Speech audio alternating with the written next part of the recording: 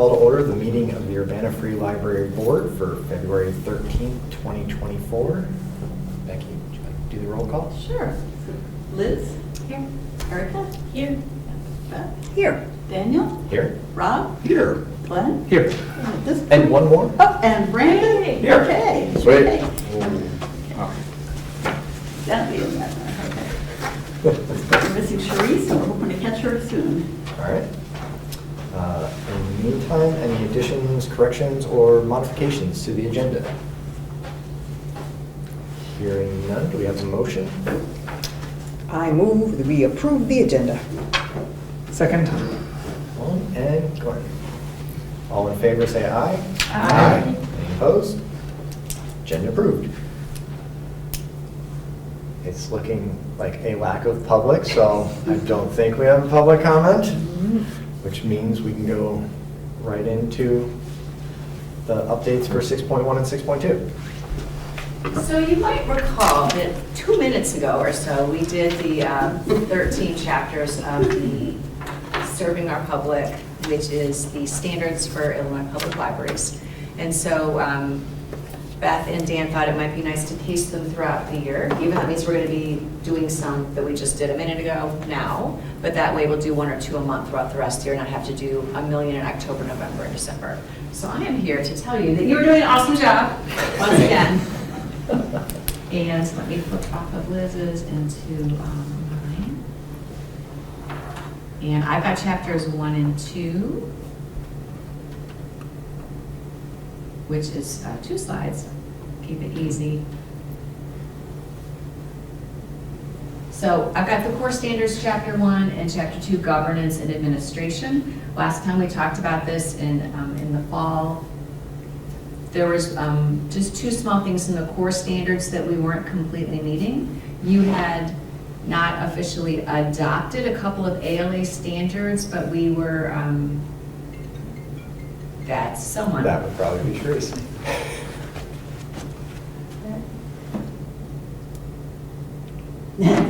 This time I'll be near the phone. Okay, great. So, give her, she said call again, so give her a try here.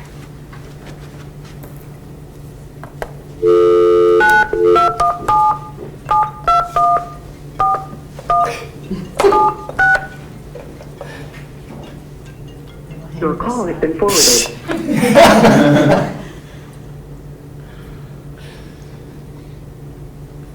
Trying me now. Okay. Otherwise, we will do on this. That Yeah. that is fine.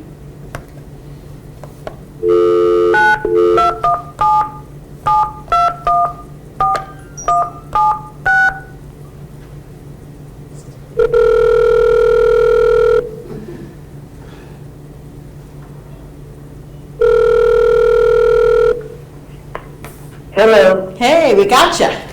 Yeah, I'm so sorry. That's okay. No, we got you now. Celeste's just starting into her presentation, so you haven't missed much. Hi, Sharice. Can you hear me okay? Yeah. Okay, great. So the one standard that the board had not been meeting is that we needed to adopt a couple of ALA ethics statements and freedom to read statements, which you did back in the fall. So now the library meets all of the standards of the core standards, which is chapter 1.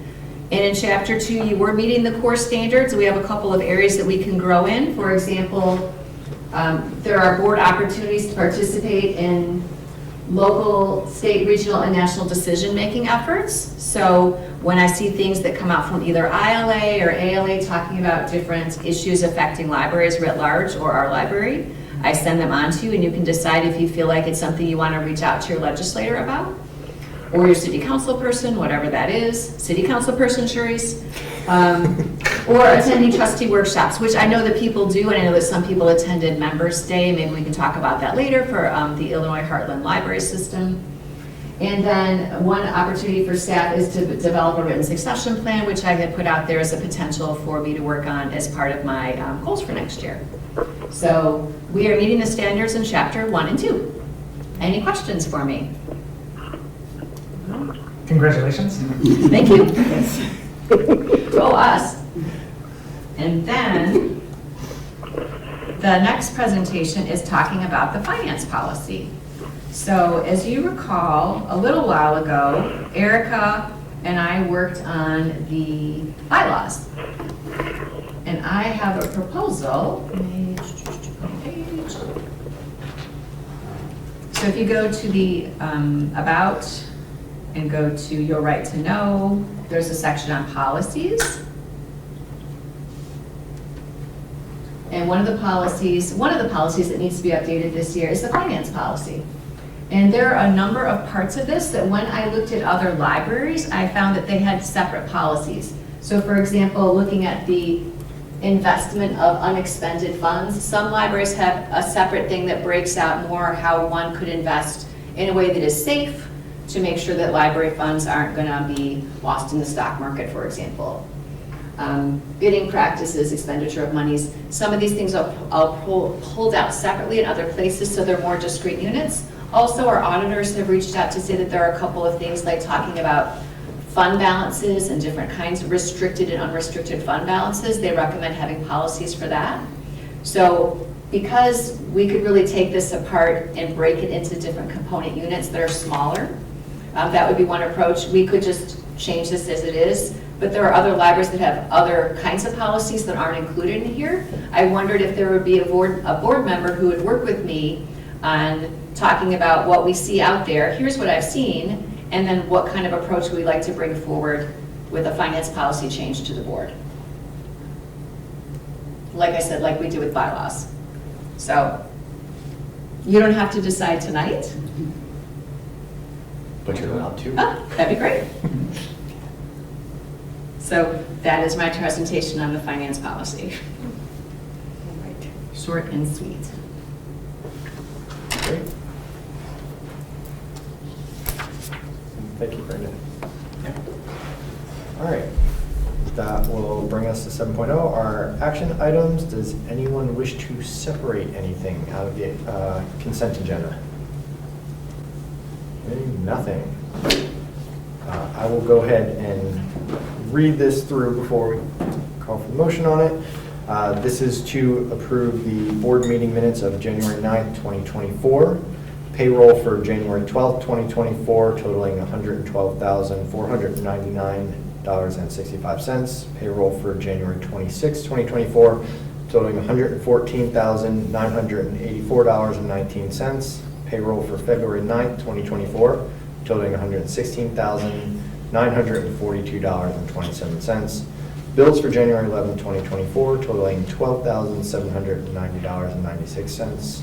Bills for January 18th, 2024, totaling $13,256.28. Bills for January 25th, 2024, totaling $8,061.63. Bills for February 1st, 2024, totaling $28,044.70. And bills for February 8th, 2024, totaling $45,941.43.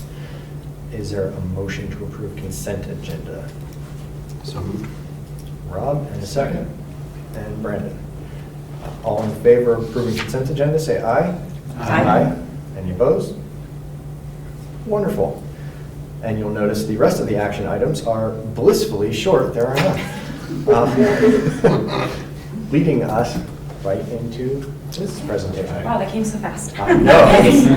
Most of this meeting is going to be closed apparently tonight, so we're getting there in a hurry. Okay, so I'm going to be talking about libraries and food security. I work at the co-op, so this is something that is important to me, and it does tie into libraries pretty well. So just a little bit of background here.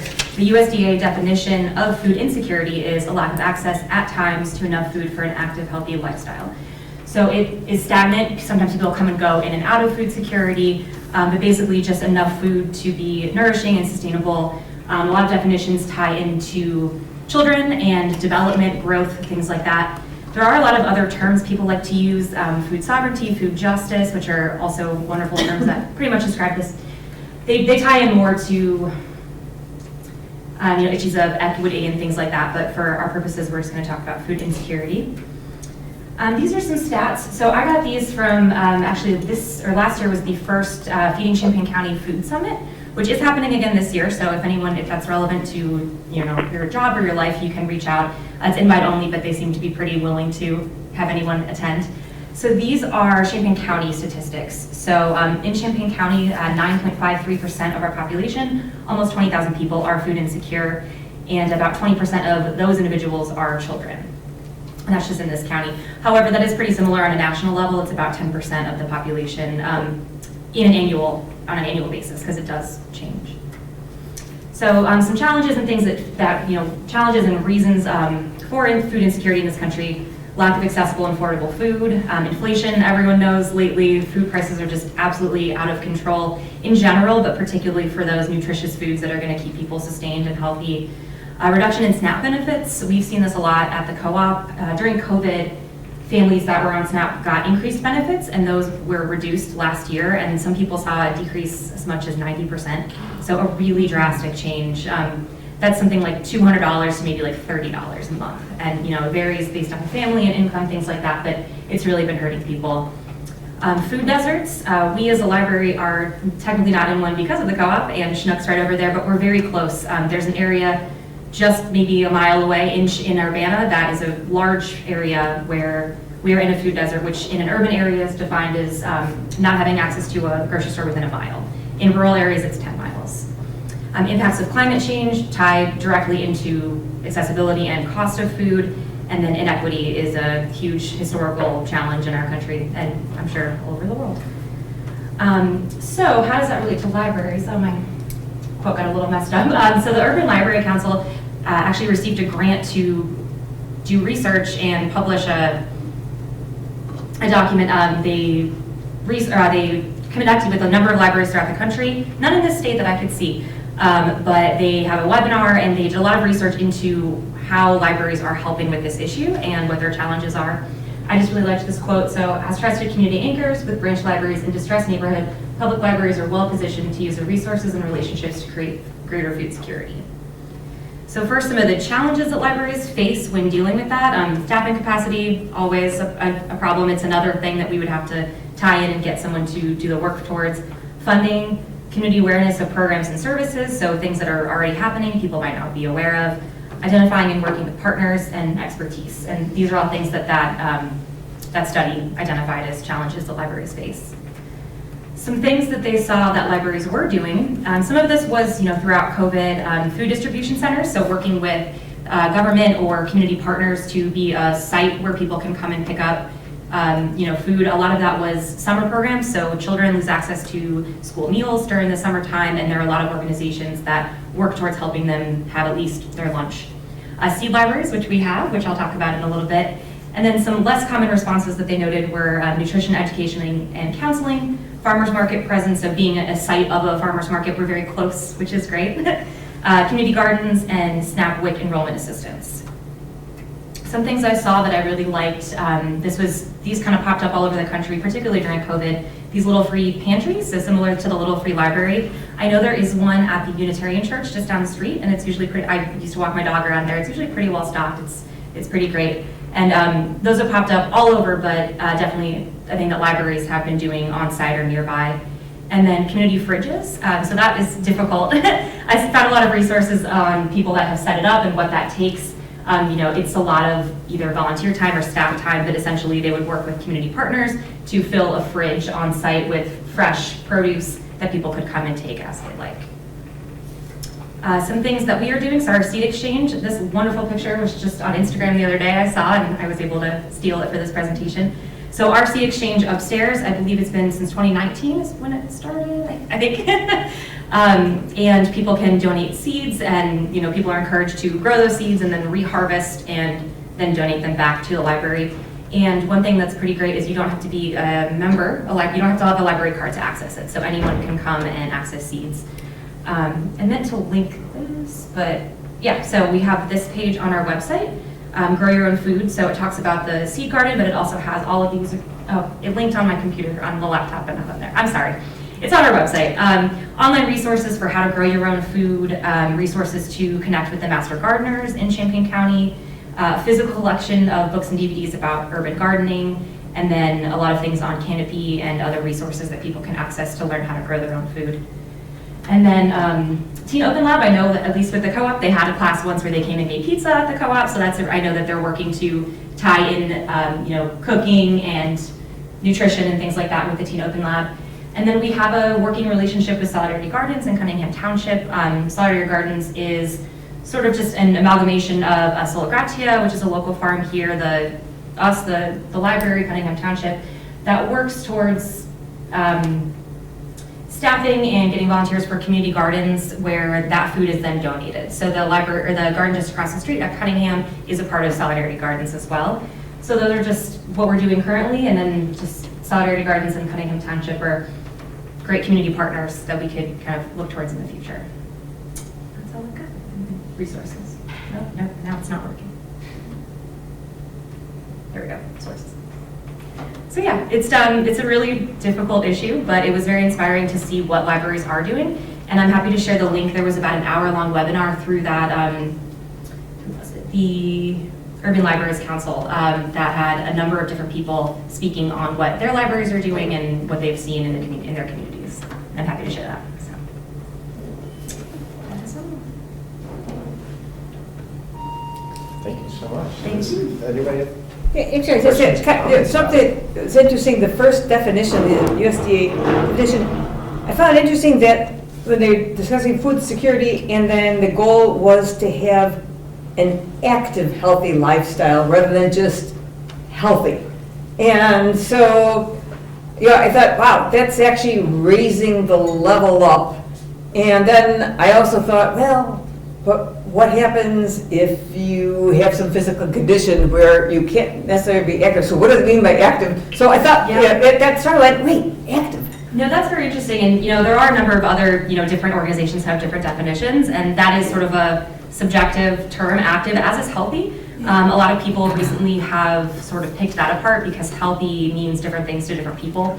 At Common Ground, we're a member of the National Cooperative of Grocers, which is a cooperative of cooperatives, basically. And last May, we attended a conference, and there was a woman, NCG's Diversity and Inclusion Officer, gave a whole presentation on the definition of healthy, where she basically just went around to different co-ops, interviewed people, and said, what does healthy mean to you? And it's very subjective because one answer was just healthy to me is being able to prepare my own food. So if you have some sort of limiting disability where it's hard to cook, that's one thing. People have allergies, people have eating disorders, people have all sorts of things where healthy means different things. And so that is a term that we have to be careful with, I think, as is active. Yeah, it means different things to different people. And then you probably don't know how the state of Illinois, so we had how our community, but then, and you said we're pretty, match up pretty well with national, but do you know how Champaign-Urbana matches up with the state of Illinois? I am not sure. Yeah.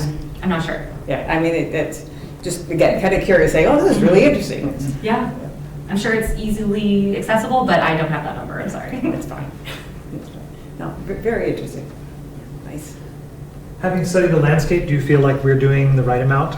Enough, not enough? I think we're trying really hard. We have so many organizations that work towards these things. So the Food Summit, for example, there are people from so many different organizations. We have Sola Gratia, which is wonderful, Cunningham Township, the Health Department, Healthy Champaign County, which is it's just a nonprofit group of people that come together that put on the Food Summit. As we said, the library works with all these organizations. The co-op works with a lot of different people. There's a food bank at UIUC. We have Jubilee Cafe, Our Daily Bread. I think there are so many resources. What was interesting at the Food Summit was the biggest takeaway from that was there are all of these different organizations that have different resources and different needs. And the hardest part is finding a way to come together and see what do we have that we can offer you and what do we need that you have. And that's kind of what that group is working towards. But I think we're trying, definitely. I guess my follow-up is that it seems like we're doing a great amount, and it seems like it's not our number one core mission of a library, but the fact that we are present on all those lists and those consortia seems like a great thing. Yeah. So. One thing I caught during IHLS Member Day in passing was there was one library mentioned, I don't remember where it was, but it was offering things like, I can't remember if they offered a kitchen of some kind that was freely available.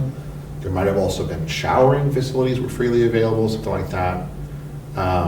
So that feels initially like, whoa, that's a library doing that, but it also makes perfect sense. Like, if you have the, I guess, the space to do that, and the need in your community, it fits perfectly within the mission. So, Yeah, that's wonderful. yeah. Hard to make happen, I'm sure. Yeah. Very cool. I think it was a fairly small community, if I recall. I can't remember where it was, but I caught that in passing. Did anyone else hear that mentioned? Okay, I hope I wasn't dreaming it, but yeah. All right, well, thank you. All right, thank you again, Liz.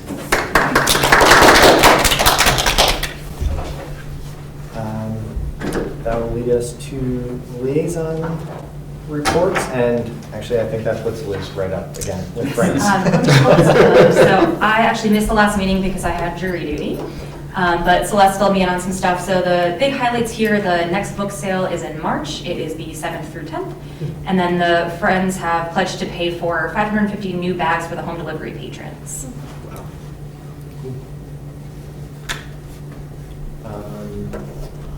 For the foundation, as of 4 days ago, thank you for the update, Rachel. They are up to 57,000 right now for their annual campaign, so 57% of the way. I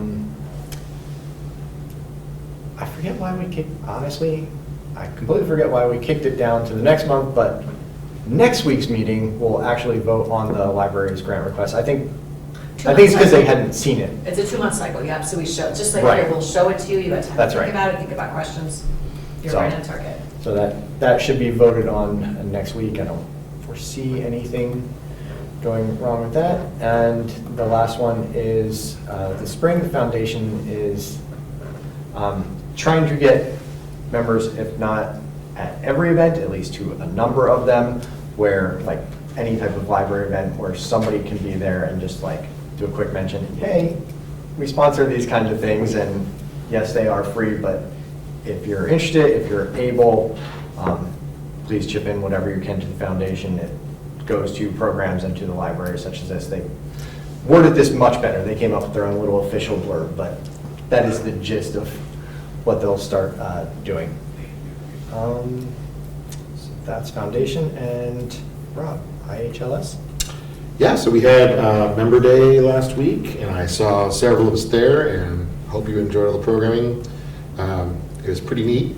I enjoyed seeing the platform and how they delivered it. I don't know if any of you have seen that platform before, but I hadn't. I was pretty excited about it as a tech nerd. It does seem that they are also looking for folks to run for the IHLS Board of Directors. And I think the nominations close in a couple of days. February 15th is what I'm seeing here. So if you can nominate yourself, which is cool, they're looking for 2 public library trustee representatives. And I'm not sure what kind of competition you might be facing if you sign up for that, but hey, if you want to get involved with the library system on a statewide level or partial statewide level, seems like a good opportunity. So let me know if you want the link to that or whatever. I don't think there's been a lot else that's gone on other than the Member Day excitement. So did everyone get their hot beverage? Yes. Tea and honey, yeah? I didn't drink any of it. Was it I good? haven't touched it yet, honestly. Okay. I have like an entire tea cabinet in my house. I have the same problem. It went in the very tall pile Well, of things to drink sometimes. I heard one of the herbal teas was pretty good, but I'm still getting I there. should check it out. Yeah, enjoy it after the fact. And I was emailing with somebody from there, and I know that they're supposed to have like the slides and the presentations up by the end of this week. Yeah. If anyone wanted to go back and view stuff. Yeah, there's probably, have the videos been posted yet? I hadn't No, checked. that's what I was told. Usually by they're Friday they should have it. Okay, yeah, because they had to do all the caption correction and all that stuff, yeah, okay. And I'll put in a plug for the thing that I thought was coolest, and that is, it's a Canvas course, for those of you who know Canvas, a learning course for trustees. Yes. That is, I think that was the official launch, I'm not sure, but the presentation of it For was. the Totally forgot to mention that, Yeah. and Daniel mentioned it last time, but yeah, it's out there too. So it has been launched now. It looks like you can access that. So if you're interested in, and that is specifically for trustees. Yep. So if you're interested, again, holler at me and I'll point you in the right direction. So what, I wonder what credentials you need to actually access the Canvas platform? L2 authentication, and I had to look that up. Apparently that's something that is specific to library systems, right? I don't know if it's statewide or national or what. Statewide. Yeah. Statewide. So you go to their website, you sign up with some kind of account there, and then that's the magic key you need to get into. And Celeste approves us. So Celeste approves us. Oh! Yeah. Because we put our affiliation and so that it knows who we are. And Celeste Right. approves I hadn't us. done it yet. It was actually, That's it was what it actually says. pretty quick when Yeah. I did it, so it should be a fast turnaround. And that was, that was the same thing, the iLead, which is what iLead. I beta tested in like November. Right. So yeah, that is Okay. freely available now, and highly recommend. Great. Yeah, it looks really neat. They were doing a little tour of that during Member Day, so it's pretty cool. Awesome. Thanks for reminding me about that, Glenn. It's been a week. Any administrative? I have one from Dawn, actually. She could not be here tonight, but she wanted to give you updates on some of the facilities, awesome things that are happening. So the split system for the server room was installed and was turned on today. And so that means that the server room will be kept at optimal temperatures 24/7, while the temperatures for the rest of the library can be scheduled around occupancy and season to save on utilities expenses. Davis Haug, the company that we work with to manage our HVAC, will be in the library on President's Day to take measurements of the existing east air handler unit as they continue with preparations for its replacement. So hope for good weather because it's cold on the roof. Country Arbors will be presenting their initial designs for the library's perimeter landscaping in a meeting next week. So we're excited about that. And then Dawn's corrections to the building program will be scanned and sent back to Engberg Anderson this week. Our ability to present a final version of the building program for the board approval in March will depend on how quickly Engberg Anderson can turn around the corrections. So we hope to have it for you for March, but it could be April just depending on, once she sends them the corrections, they'll send it back and she'll double check it to make sure everything got caught.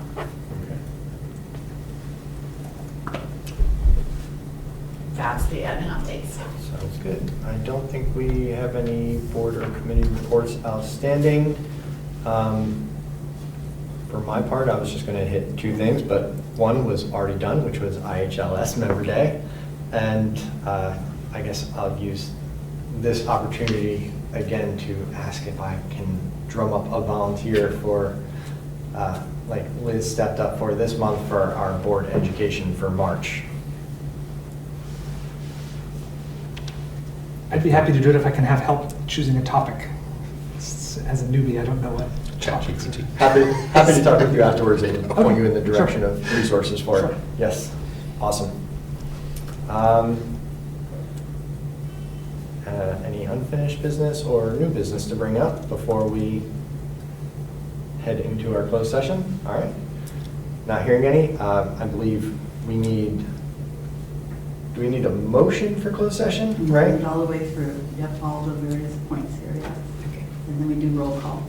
All right, so we are going into closed session for 3 points here. This is for the discussion of minutes of meetings lawfully closed under this act for purpose of approval by the body of minutes and for semi-annual review of the minutes as mandated pursuant to 5 ILCS 120/2 subsection C, subsection 21, section 2.06.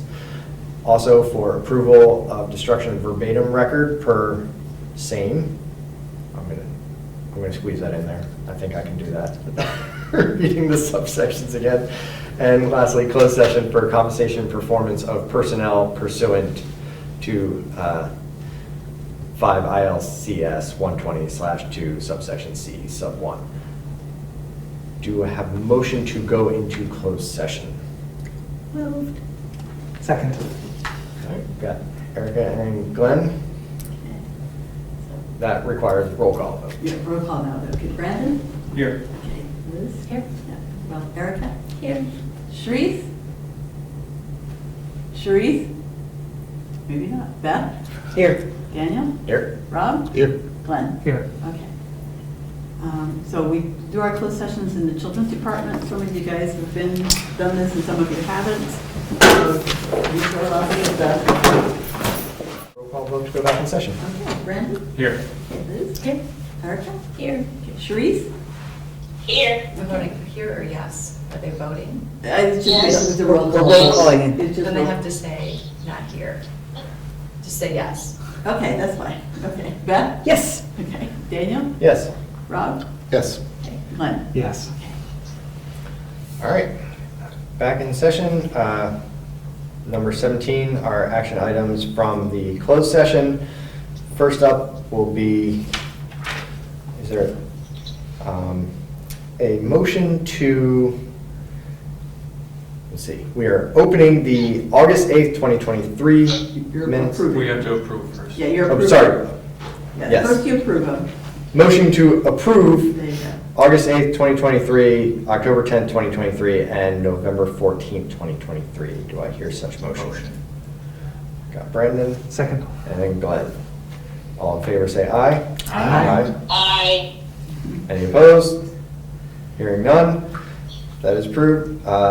Next is voting to open or keep closed session minutes. So this would be to, Basically just open them when you're going to open. The rest will stay closed by, by default. right. All right, so in that case, we are opening August 8th, 2023. Motion for such. So moved. Second. Okay. We've got Beth and Brandon down the end there. All in favor of opening August 8th, the remainder remaining closed, say aye. Aye. Any opposed? Hearing none. And finally is approval, destruction of verbatim Oh, record. wait, we gotta close. We have Sorry. to vote to keep, to close everything else. No. Keep No. it. No. Oh, no, no, That's no. what we're saying. Oh, we don't have to. But by default, whatever. So just by It's not opening, open. always call open, yeah, Yeah. all right, sorry, I missed that.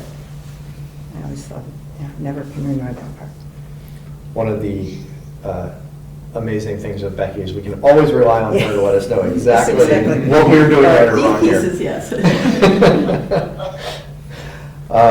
And the last action item on there is for approval, destruction of the verbatim record pursuant to 5 ILCS 120/2.06, et cetera, for March 8, 2022. No, oh, she's not going to let me do it.